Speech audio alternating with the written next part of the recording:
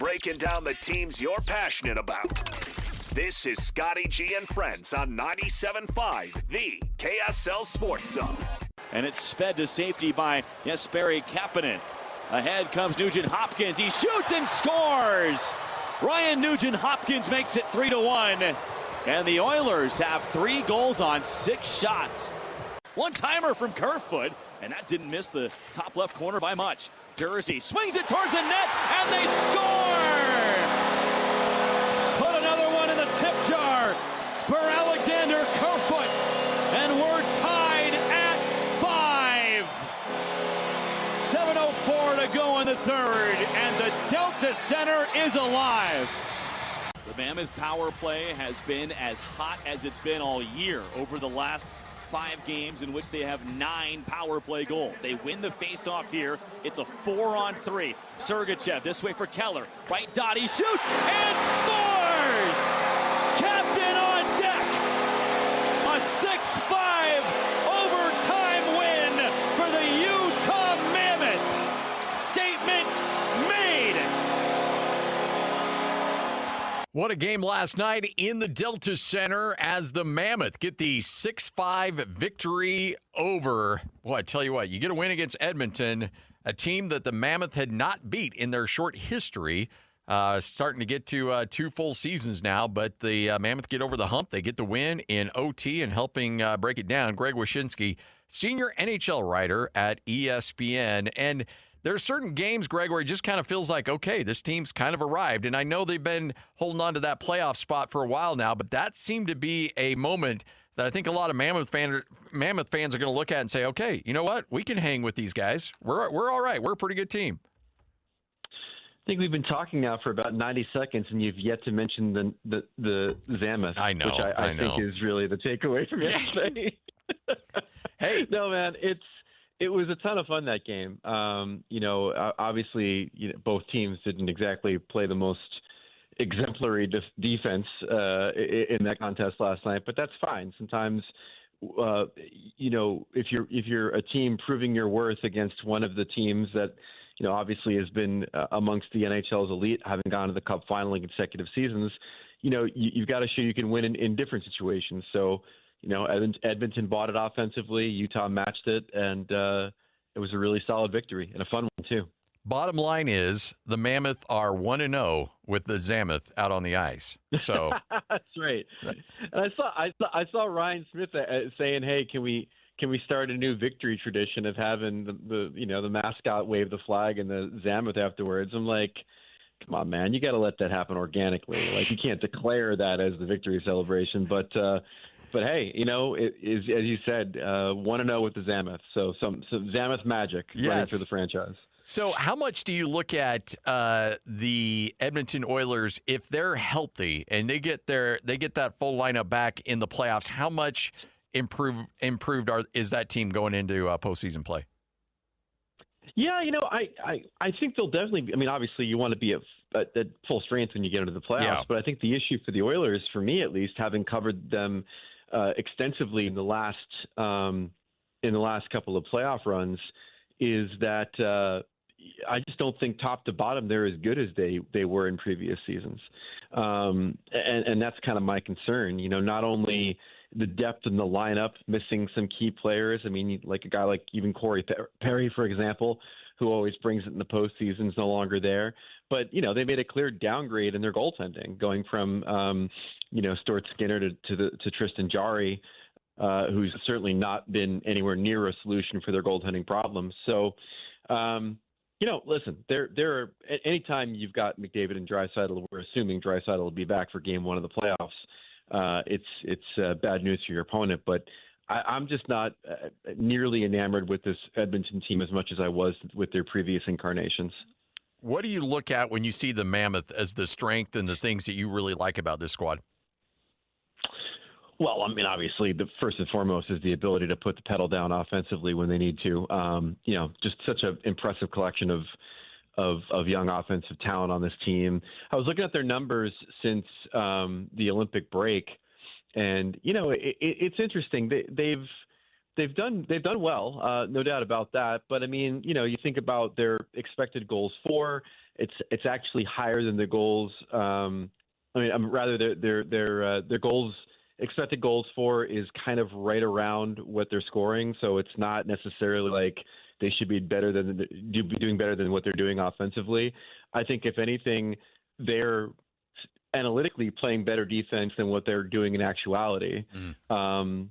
So there's room for improvement there. But, I think what's most intriguing about them as a playoff contender right now is just the unbridled enthusiasm of the newness of it all. Like, the first time you get a Stanley Cup playoff game in Salt Lake is going to be incredible. And we're already feeling that playoff atmosphere like we saw last night with the Oilers game. So, having that excitement, having a collection of players, let's not forget, that have been dying to get into the playoffs again, thinking about their time in the previous stop for this franchise. All that adds up to it just being, the kind of enthusiasm that can carry you through a few rounds of these playoffs. When you look at Cooley and where he's at this point in his career and kind of project into the future, I mean, you see the guy and he still looks like he's, 12 years old. But you watch him out on the ice, it's like this guy has a chance to be really special. What's the ceiling on a kid like that? Well, the ceiling should be he should have a gold medal around his neck in 2030 with Team USA. Yes. I mean, he's outstanding, and obviously, one wonders what this season would have looked like for him had he been able to play, more than 49 games. I think statistically, he's been good, but I mean, he was on such a heater before the injury. So, I think in Cooley's case, the sky's the limit. He's clearly, one of the key players for this team now and one of the faces of the franchise. But I can tell you from around the league, I mean, people just look at him and say to themselves, this is going to be one of the, biggest offensive stars that we have in the NHL for the next decade. So you look at the race, and Nashville's hanging around, and that's the game coming up on Thursday. How do you see that one going down? Yeah, I mean, it's been such a weird playoff season, right? Like Nashville is a team that I think everyone basically had written off. There was much more interest in who they were going to trade at the deadline from that core of veteran players than whether or not they could actually make the playoffs. They still only have around a 22% chance of making the cut, but they keep on picking up points and making things interesting, and those veterans, as their goaltending has come through in a pretty big way. So, listen, it's going to be a tough game. They're a team that clearly has designs on making the playoffs. The interesting thing for Utah, though, with regard to the playoff picture, I was going on Stathletes, which is an analytics company that ESPN uses with frequency. And right after Minnesota and Dallas, which is at a 100% certainty of happening because they, are going to clearly play each other in the first round, at 76% probability was a Utah-Vegas first-round series, which would be geographically intriguing. Yes. But also really intriguing given the changes, the major change that the Golden Knights made with their coaching situation, recently with John Tortorella coming in. So I don't know. I'm just excited. I mean, the West has been such a crapshoot as far as who's actually going to make this wild card and where these teams in the Pacific will end up finishing. That it's just fun to kind of fantasy cast who the first round playoff matchups could be. Hey, for those of us that are still trying to learn about the landscape of the league and the intricacies of other organizations, if somebody looks at somebody wrong in that Vegas organization, do they get fired? I mean, it seems like they don't mess around down there. They don't, and it's funny. I think a lot of us in the media have referred to them as ruthless, and the organization likes to push back on that characterization. But I mean, they're ruthless. They have absolutely no compunction to just make major changes, and it doesn't matter if you're a coach that won a Stanley Cup championship. It doesn't matter if you're going back a few years, Marc-Andre Fleury, the face of the franchise when they were an expansion team. They're going to make changes and make drastic changes in service of trying to win a Stanley Cup, which is the mission that their owner Bill Foley has put them on. So, I mean, they've earned that reputation. I remember writing a big long essay about how they were one of the NHL's greatest villains when they won the Stanley Cup, and frankly, that mindset got them the cup. And and that mindset may actually have saved their season, because in the games they played since Tortorella took over for Bruce Cassidy, they've been great. They're undefeated under Tortorella. They're playing incredibly good defense for him, and he may have been the right guy to give him a kick in the pants and make them a very difficult playoff opponent. Make game day yours.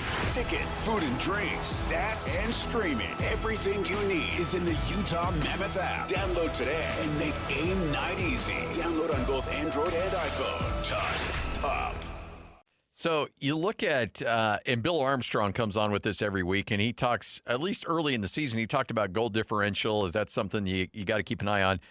The Mammoth have 88 points and are plus 31 in goal differential. You look at Nashville, they're at 84 points and minus 18 in goal differential. You got Anaheim at minus 19 with 87 points.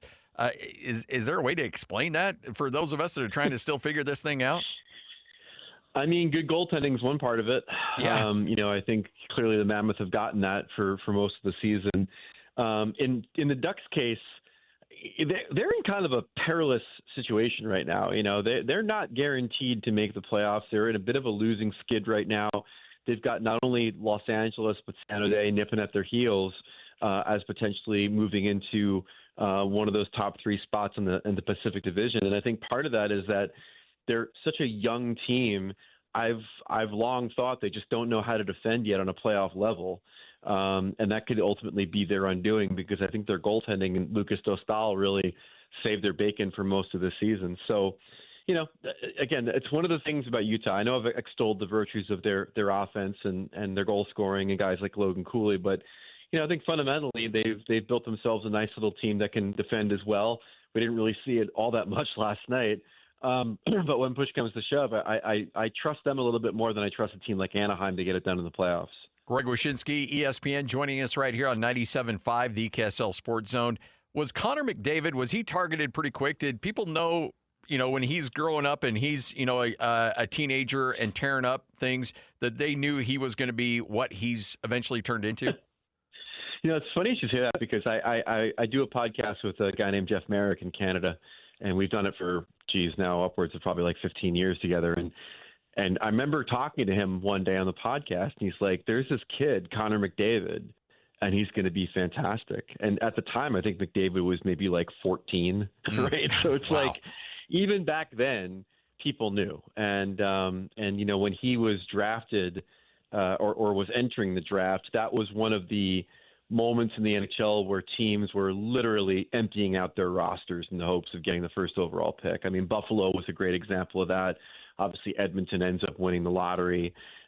He was the guy that you threw away your season to try to get, and the tanking was justified. I mean, I think that when you think about the most skilled players in the last 30 years, 40 years in the NHL, McDavid is right near the top insofar as what he's able to do. The knock on him is he can't win the big one. The knock on him is he doesn't have a Stanley Cup ring yet. But I think a lot of that is more about the team around him than anything that Connor did or didn't do in the playoffs. What's the bust ratio on those can't miss guys? Is there been a few Ryan Leafs out there? There have been. I'll say this, the first overall guys, outside of a few exceptions, usually hit. Now, they may not hit on the level of first overall pick all the time, but most of them turn out to be pretty good NHL players. It's the rest of the top 10 that's a little bit tricky. Like, it's funny.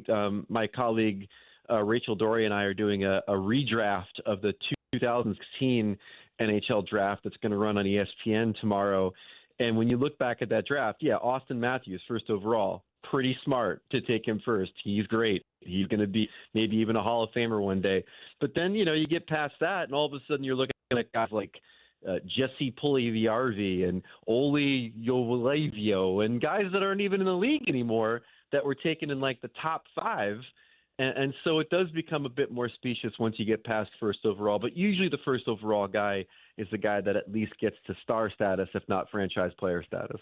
All right, so he the last time Utah lost, they lost to Alex Ovechkin, who put on a show. Look in the crystal ball. Is he playing again next year? I'm going to say no. I say that without any solid inside information about it. But, like, what's left to accomplish? Like, somebody asked Alex today about the record that Gretzky holds for combined regular season and playoff goals. And you could just see it in Ovechkin's face that he doesn't care. Like, he's got the goals record, right? Like, that's the one he cared about. That's the one he wanted to break.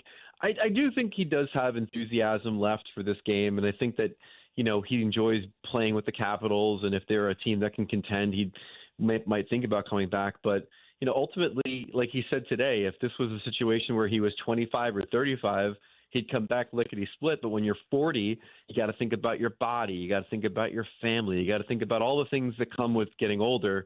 And, he's going to make the decision in the offseason. I reported that back in January, and I think he confirmed it today. And I'm leaning towards his career coming to an end. But, I've been wrong before when I thought that guys could call it quits. It's hard to give this life up, especially when you're Alex Ovechkin. If you're a Colorado Avalanche fan, is there anything in particular that you can point to and say that makes us nervous going into the playoffs? Because right now they just look like they're steamrolling everybody. Yeah, it's called the rest of your division.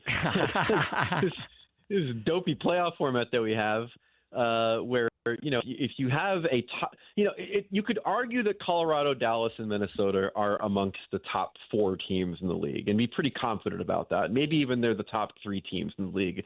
And the bottom line for Colorado is that, after what could be a pretty pesky first-round series against whoever comes in hot in that last wild card spot, now you got to play either Minnesota or Dallas, and both of those teams have the capability of beating the Avalanche in the playoffs. Especially Dallas. I'm pretty high on Dallas. I think that that's a team, obviously, that's made the conference final in multiple seasons. They've got the goaltending. They've got the veterans. They've got a lot of scoring. They're the kind of team that could really give Colorado a push.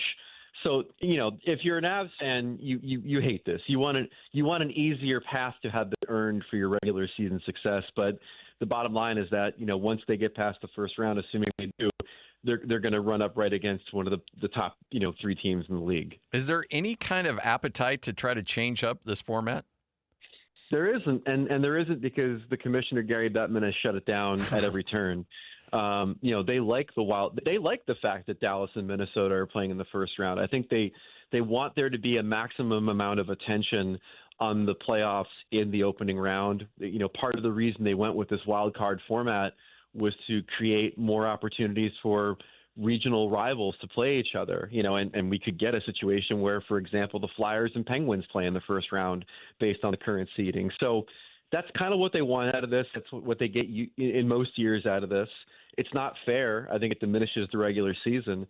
But the 2 things that Gary Bettman has always been steadfast on are, 1, that he doesn't mind this playoff format, and 2, that he has absolutely no appetite for expanding the playoff field, which is why you don't see teams at these board of governors meetings trying to force the issue, even though every other major sport has expanded their postseason field while the NHL has remained at 16 teams for forever, for a really long time. So next time you're in Salt Lake City, we'll do our best to get you behind the wheel of the Mammoth, all right? I mean, I don't know if I need to drive it. I would be happy sitting in the back, drinking out of that big horn. Yes. Or that big tusk, rather. I called it a horn because it almost looks like a Viking horn. But yeah, the big tusk beer. Give me a big tusk beer and stick me in the back of the Zamboni. I'll be happy to just chill and spin around the ice during an intermission, and I'll be a happy boy. But it's funny. It's it just goes to show a little bit of ingenuity goes a long way. Not only the fact that it's a recommissioned 2002 Olympic Zamboni, which is a great backstory, but I've been on social media today and I'm just seeing all these teams and all these people using AI to create their own version of the Mammoth for the Flyers or the Blackhawks or whatever, and it's just it just goes to show you that Utah was first out of the gate with this idea, and it really sparked a lot of people's imagination. Well, Greg, we got to do this again, man. This was fun. We appreciate it. And again, next time you're in Salt Lake City, let us know, and we'll find a way to make it happen for sure. My pleasure. Thanks for having me. You got it. Greg Wyshynski, senior NHL writer for ESPN, right here on 97.5, the KSL Sports Zone. By the way, good. Lloyd piped in my ear. It was like, hey, how many guys these guys bust? And that's a fascinating point. Apparently, if you're number 1 overall, there's not a lot of you busts. think about it, NFL, NBA, their number one misses all the time. All the time. Like, Yeah. it's not set in stone. But NHL, it just seems like there's more of a higher hit percentage. Yeah. Interesting stuff. Greg Wyshynski, again, you can read his stuff at ESPN.com. 97.5, the KSL Sports Zone.